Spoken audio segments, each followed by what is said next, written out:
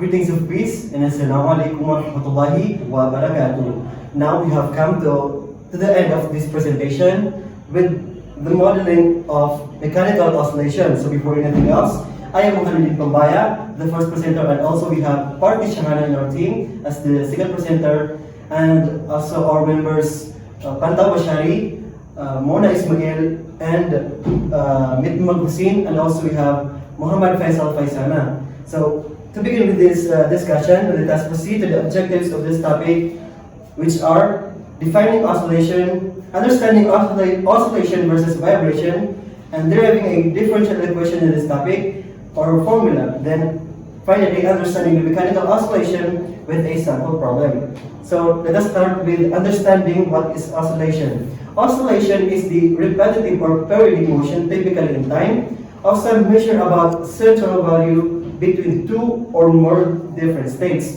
So right here in this presentation, you can see that this spring right represented is moving back and forth or up and down. So yung pababa niya and pagtaas is, for example, right here, yung pababa ng mass or object sa baba to its extreme point, pataas sa kanyang mean point, then pabalik sa equilibrium point. That is called one oscillation. So it is frequently measured in frequency. So if mag-oscillate siya twice in a second, that is 2 oscillation per second. Or also you can say that instead of saying 2 oscillation per second, you can also say 2 hertz kasi frequency uses the SI unit for frequency is hertz. And now, don't be confused if we will use the term vibration or oscillation in this lesson, because pareho lang sila ng purpose or ginagawa. They both do a repetitive or periodic variation typically in time. Kumbaga lahat sila ulit-ulit, but there is a difference. So now let us understand the difference between oscillation versus vibration. So right here we can see a pendulum moving back and forth from both sides, in both sides. So kung mapapansin niyo, it's moving slowly. So which means it has a low frequency. And also we have another example, a string of guitar. So when you strum a guitar, yung string niya is nag-oscillate up and down. So kung mapapansin niyo is mabilis yung kanyang pag-oscillate, which means it has a high frequency. To conclude, ang oscillation has a low frequency and vibration has a high frequency. Yan ang pinagkaiba. Kapag mababa ang frequency, it is called oscillation. Kapag high ang frequency, that is vibration. And so, let us proceed to the classification or types of oscillation. We have free oscillation and forced oscillation. So in definition, if an oscillator is placed and released, it will begin to vibrate. If no more external forces are applied to the system, it is a free oscillator. If a force is continually or repeatedly applied to keep the oscillation going, it is a forced oscillator. So in short, we have a force. If we have a force applied to a mass, it will start oscillating. Siyempre mag-oscillator, mag-vibrate siya pataas, pababa. Kung wala lang force na na-apply doon sa mass, yung ginagawa niya pag-oscillate is called free oscillation. Kumbaga, if this is a graph, then if nag-apply ka ng force sa mass, mag-oscillate siya ng mataas na amplitude. Kumbaga, yung height niya dito is same dito. So, kapag wala nang force na i-apply, yung amplitude is bababa, and then gaganyan na yung motion ng oscillation. So, sa forced oscillation naman, ang pinagkaiba niya sa free oscillation is once ka lang maglagay ng force. So, sa forced oscillation is you are always putting force doon sa mass. So, ang motion niya is consistent. Pareho lang as the time goes by. Yan ang pinagkaibahan ng free oscillation at saka force. So in this lesson, simple harmonic motion is applied. So in definition, Simple harmonic motion is a special type of periodic motion where the restoring force on the moving object is directly proportional to the magnitude of the object's displacement and acts towards the object's equilibrium position. So which tells na yung acceleration ng object is always proportional to the displacement directed to its opposite direction. So let's say A is acceleration and x for displacement. So ang acceleration is always proportional to the displacement pero directed to its opposite direction. That is the meaning of simple harmonic motion. Now to make an equation out of this, we'll have to introduce a certain proportionality constant and let it be equal to omega squared. So acceleration is equals to omega squared. And remember, it is always opposite to its opposite to its direction. Ito yun siya yung angular frequency, and this is the acceleration which is always proportional to the displacement. Then, for example, we also have here a simple undamped spring mass system, which is it is a mass connected to the spring moving oscillatory kung saan the spring is ideal in spring, and then wala siyang presence ng friction and air resistance. To make it short, sa undamped, ini-neglect natin yung friction at air resistance. To illustrate a simple harmonic motion, we will use a mass connected to a spring. We will neglect any form of friction or any air resistance. Thus, there are no opposing forces which will dampen the motion of the mass, hence the term undamped. So, the object has a mass represented by letter M. The spring has a property called the stiffness, and the stiffness of the spring is measured in terms of a constant called the spring constant, which is represented by letter K.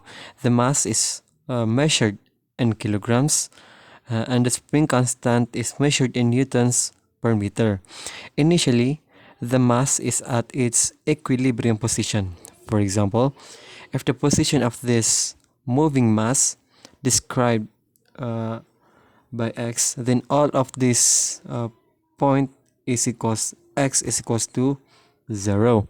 So we will represent x as the position of the mass at any given time. And now, what is the expression for the spring force? To know the spring force, you should know the Hooke's law, where the Hooke's law tells us that the spring force is always proportional to the displacement, where Fs is equals to negative Kx. Kx is the proportionality constant, and it is negative because it is always opposite to the direction of Kx, because it is a restoring force. Now, to form a differential equation that describes the motion of the system, to formulate motion we need to use Newton's second law of motion, and I will introduce you Parte Shajanna to discuss those topics and also the example. Thank you. Okay, in this session, we would like to formulate a differential equation na magde-describe sa ating motion of the mass. So, ang expression po ng ating spring force ay the Hooke's law. So, here in our topic, involved dito yung application po ng physics since we are dealing with the spring and the mass itself na subjected to the spring itself. So, ang expression po ng spring force natin is the Hooke's law that tells us that the spring force is always proportional to the displacement because of the restoring force. And if you can still remember the formula for the Hooke's law, that is F is equal to negative Kx. And always remember that the spring force is always opposite to the direction of the displacement. Now, if we would like to formulate a differential equation na magde-describe nga sa motion ng ating mass, kakailanganin natin dito yung application ng Newton's second law of motion that states as that force is equal to the product of mass and acceleration. And that is F is equal to M times A. Now, we could express the acceleration as a second derivative of we can express the acceleration as the second derivative of x double prime. Kasi, ang velocity po is the derivative of our displacement. And our acceleration is the derivative of our velocity. So, it means to say, A is equal to x double prime. Kaya, if we could rewrite that one, F is equal to M times x double prime. Now, as we all know that our F is equal to negative kx, we can rewrite this formula as negative kx that is equal to mx double prime. Now, since meron na tayong equation na ito, expression na ganito, we can rewrite that one. So, since ito na, mayroon na tayong expression, tinatawag ito na differential equation. Now, if we can rewrite this one as mx double prime, kapag transpose natin itong term, magiging positive yan. Negative kx, that is equal to 0. And here is now our homogeneous constant linear differential equation. Now, if we would like to express this equation into standard formula, we can divide this equation through m. So mx double prime plus kx that is equal to 0 over m. This will be cancelled, and then mx double prime plus km x that is equal to 0. And now this is already our standard formula. Now, if we would like naman to express this k over m as omega subnat squared, pwede natin siyang i-write from this one to x double prime plus omega subnat squared x that is equal to 0, and this is already our second linear differential equation.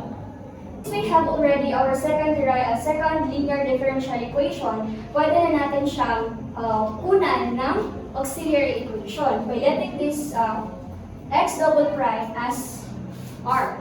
So, alam natin na kapag delete natin ang d over dt into r, that would give us an auxiliary equation. Now, from this one, magiging r squared plus omega subnat squared that is equal to 0, and this is already our auxiliary equation. And through this auxiliary equation, alam natin or pwede na natin ma-determine kung anong cases ang pwede natin gamitin sa homogeneous equation. Now, if we could still remember that if b squared minus 4ac is less than 0, our general solution is equal to y is equal to c sub 1e raised to negative b over 2ax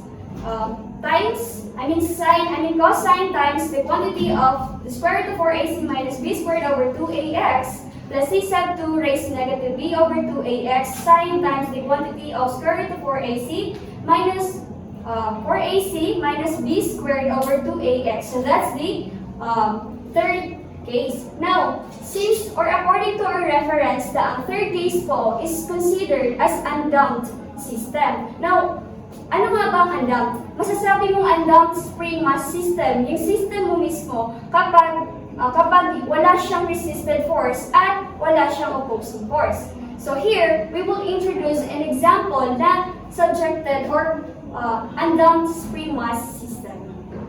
Okay, since meron na tayong auxiliary equation, r squared plus omega subnat squared that is equal to 0, just like what I said before, na through this equation, madedetermine natin kung anong cases ang gagamitin natin into homogeneous equation. Now, kung kukunin natin yung roots niya, so here, kapag na-determine natin, madedetermine natin actually kapag nakuha natin yung value ng r natin. So by letting this, kung kukunin natin ang value ng roots natin, is square root natin siya. So this will be, kapag transpose nitong omega subnat squared, that term magiging negative omega subnat squared. Now, square root square root. So this would be cancelled. Then magiging r that is equal to square root of any negative number is a purely imaginary quantity. So that will be positive and negative omega subnet I. So here pa lang, alam na natin agad na ang cases na gagamitin natin is the case number 3 since meron tayong imaginary quantity dito. So from that, pwede natin siyang i-denote as x of t is equal to c sub 1 cosine omega subnet t plus c sub 2 sine cosine, omega subnet t. So, bakit ko inalis yung e dito since meron tayong e na topic, if you can still remember dun sa previous na-discuss ni sir, because e raised to any negative number is equal to 0. Okay, let's move on to our sample problem. A 10 kilogram mass is connected to a spring with a stiffness of 360 Newton-meter. The mass is given an initial displacement of 50 cm to the right of its equilibrium position. It was released from rest and starts to oscillate against a frictionless surface. So, since frictionless surface, it means to say this spring mass system is considered as undamped. Therefore, ang gagamitin natin na case from among the 3 cases na meron sa homogeneous is the number 3 case. So, since we have already a differential equation na mag-describe sa motion ng ating mass specifically to undamped system, that would be mx double prime plus ax, which is kanina na na-derive po natin. So, ang question sa letter A is to formulate a differential equation that describes the motion of the mass. Now, let us first write the parameters given. So, ang mass po natin dito is 10 kg. Now, ang ating spring mass is equivalent, or stiffness is equivalent to 360 Newton per meter. Now, the mass is given an initial displacement of 50 centimeters. So, meron tayong initial displacement, which is equivalent to x, that is equal to 50 centimeter. That is equivalent to 0.5 meter. Meter po kasi since meter yung ginamit natin dito sa constant proportionality constant.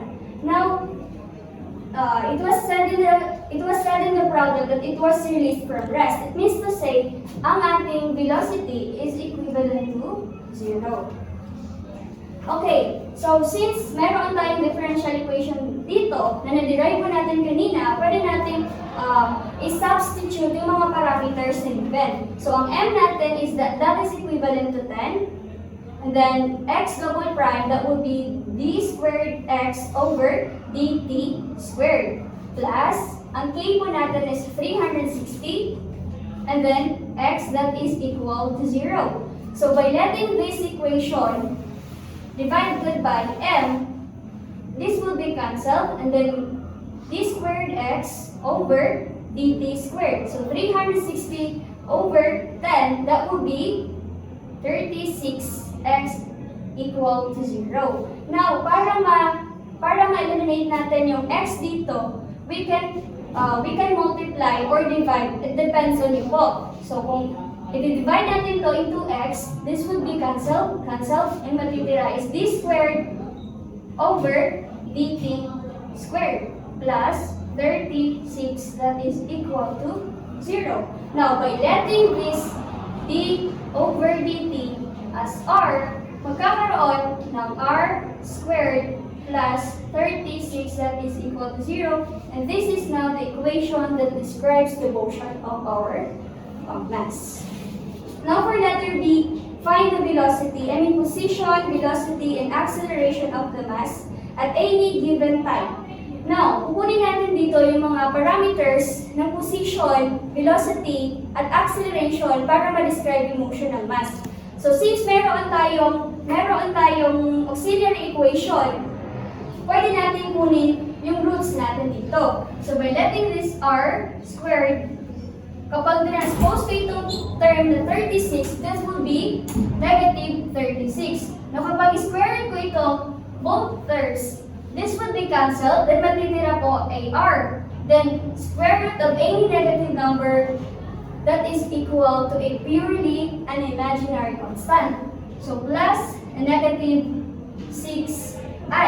So, since meron tayong presence ng i dito, alam natin na kapag meron tayong roots that is equivalent to complex quantity, then our general solution is the case number 3. So, that would be x of t c sub 1 cosine omega sub naught t plus c sub 2 sine omega sub naught t. So since nakuha natin yung roots natin na 6, we can rewrite that one as x as a function of time that is equal to c sub 1 cosine omega sub naught. I mean, this one would be 6 already. 6t plus c sub 2 sine 6t. So this is already our expression para makuha natin yung position, velocity, and acceleration.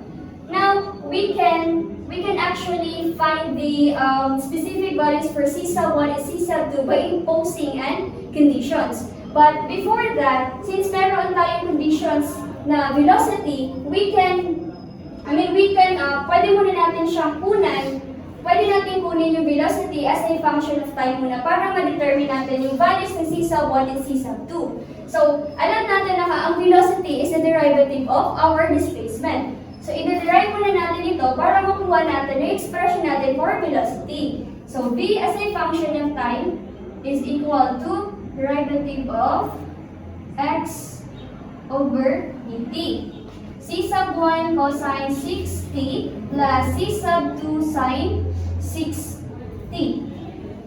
Now, sa this term, meron tayong constant na 6 and C sub 1. So, 6 times C sub 1. So, ang derivative po ng cosine is simply as negative sign. And then, for this term naman, alam natin na ang 6 and C sub 2 is already a constant. So, 6 C sub 2, ang derivative po ng sign is simply as cosine 6t. So this is now already our expression for velocity as a function of time.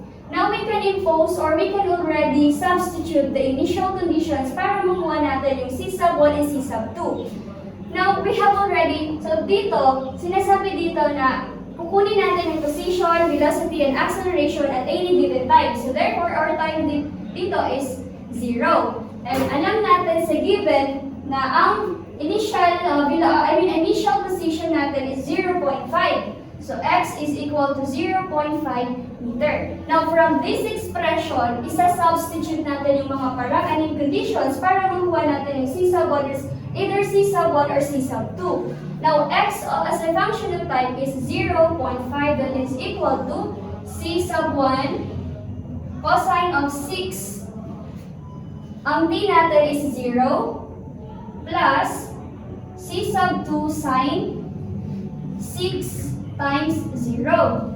Now, 6 times 0 is simply as 0. 6 times 0 simply as 0. Sine times 0 simply as 0. And cosine times 0 is simply as 1. Now, 0.5 C sub 1, that would be 1 plus C sub 2 sine, C sub 2 times 0. So this would be cancelled. Now our C sub 1, 0.5, C sub 1 times 1 is simply as C sub 1. And this is already our value or given specific value for our C sub 1. Now by letting the condition as t that is equal to 0 and our velocity here is equal to 0, from this expression, pwede na natin siyang isa-substitute. So, ang value po natin for b is 0. So, this expression, negative 6, C sub 1 sine 6t plus C sub 6, C sub 2 cosine 6t. So, ang 0 dito, then it will be negative 6, C sub 1 sine 6. So, ang time po natin here is 0 plus 6 C sub 2 cosine 6, 0. Now, 6 times 0 is simply as 0. Then sine times 0 is simply as 0. 6 times 0, 0. And cosine times 0 is simply as 1. So, may natira dito na 0 is equal to negative 6 C sub 1 times 0 plus 6 C sub 2 times 1. So this will be cancelled and then 0, 6 C sub 2 times 1, that is simply as C sub 2. Now if dividing it by 6, this will be cancelled and C sub 2 is equal to 0. Now, since meron or nakuha na natin yung mga parameters na given dito sa ating general solution, we can rewrite this equation as x as a function of time is equal to, ang C sub 1 natin is 0.5, cosine of omega sub natin is 6t plus C sub 2, ang C sub 2 natin is equivalent to 0, sine omega sub natin na 6t. Now, x as a function of time, this will be cancelled and then may iwan na lang is 0.5 cosine 60, and this is already our expression for position. Or kaya yung displacement na nagde-describe sa expression po. Ang expression na nagde-describe specifically sa position ng ating mass. So, whereas ang 0.5 is already our amplitude. Now, for the next one is yung hahanapin natin yung velocity. So, as we all know that the velocity is equal to the derivative of our displacement. So, v as a function of time is equal to dx over dt. That is d over dt 0.5 cosine 6t. Now, ang ating constant sa term natin dito ay 0.5 and 6. So, ang derivative ng cosine is simply as negative sign. 60. So, negative 0.5 times 6, that is negative 3 sine 60. And this is already the expression for the velocity as a function of that velocity. Now, for the expression naman for acceleration, alam natin na acceleration is equal to the derivative of our velocity. Now, a as a function of time is equal to the derivative of dv over dt, where d over dt is equal to negative 3 sine 60. Now, ang ating constant value dito is negative 3, but is 6. So, negative 3 times 6, ang derivative ng sine is cosine 60, and the negative 3 times 6 is simply as negative 18 cosine 60, and this is already our expression for a as a function of time. Acceleration. Okay, sa letter B, nakuha na natin yung mga requirements, which is the position, velocity, and acceleration of the mass at any given time. At any given time pa yan. So kung mapapansin nyo, hindi pa siya actually specific values. Okay, so letter C, find the position, velocity, and acceleration of the mass when t is equal to 3 seconds.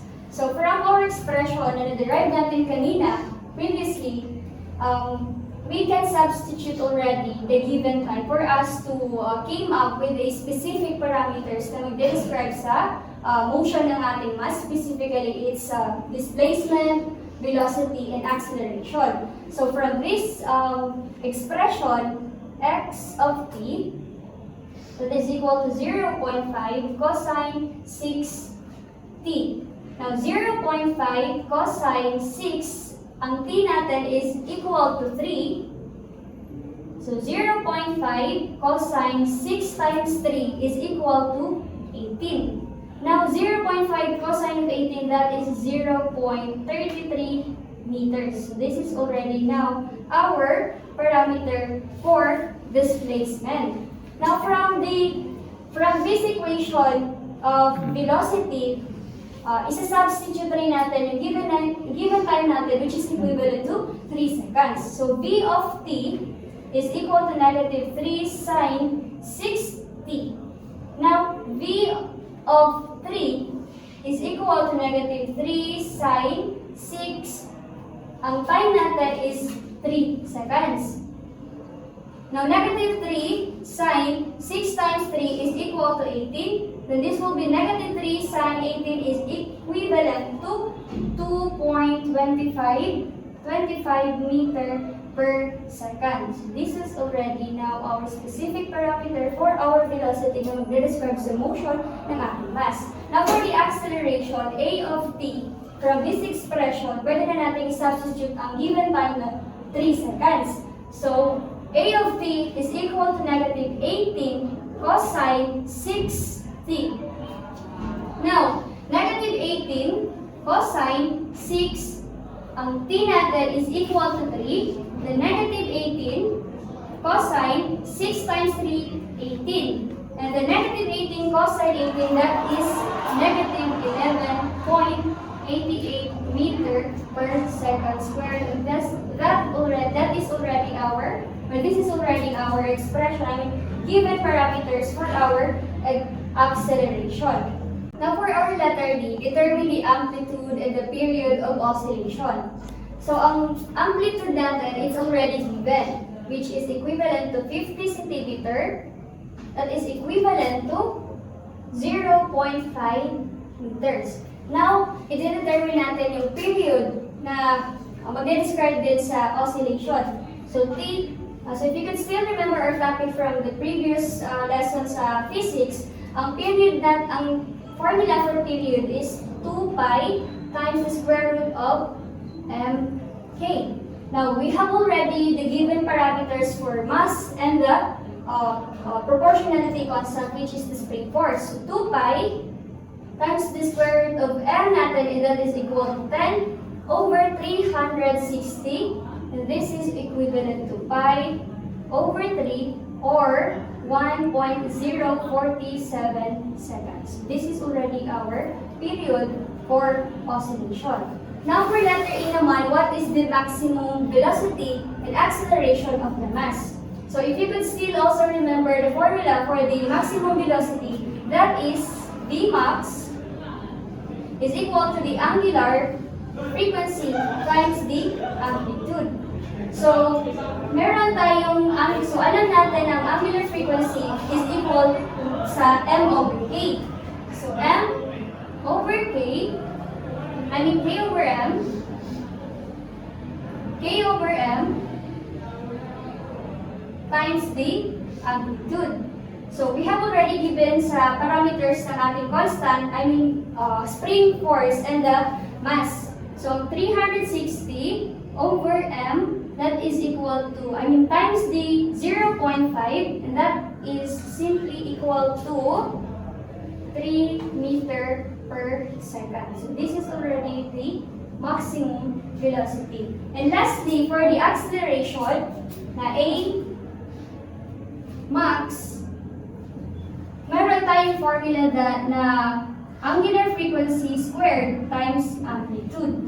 So from this one, this is km squared.